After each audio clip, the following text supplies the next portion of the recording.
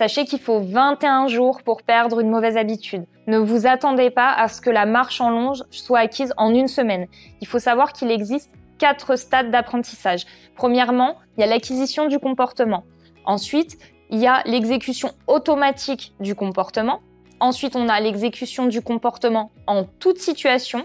Et en dernier, on a l'exécution complète et mémorisée de façon intemporelle. Pour parler d'apprentissage, il doit obligatoirement y avoir une modification du comportement. Il faut compter en moyenne 7 semaines pour qu'un apprentissage soit acquis, donc c'est le stade 1.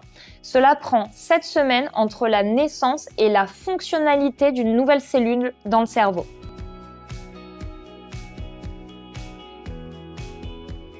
Comment apprendre à un chien à marcher au pied? Marcher au pied, ça ne sert à rien, et pourquoi?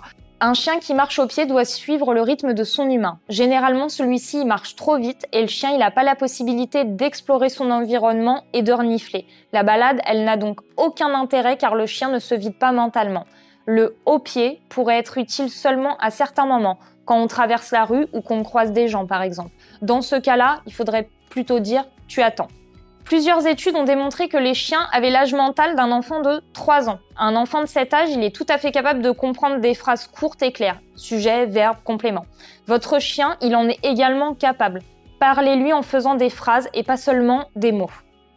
Exemple, au pied pour traverser la rue.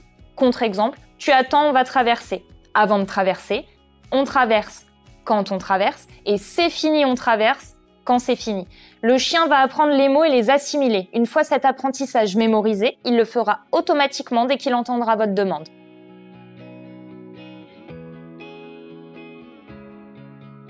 La marche à gauche, elle est utilisée à l'armée. Les chiens marchent à gauche car la plupart des soldats y sont droitiers et leur arme est du même côté. N'étant pas soldat, il n'y a aucun intérêt à faire marcher votre chien à gauche. De plus, il faut savoir que les chiens ne marchent pas droit. Ils se déplacent toujours en marchant un petit peu de gauche à droite. Donc forcer un chien à marcher à gauche et à ne pas bouger, ça peut être douloureux sur le long terme.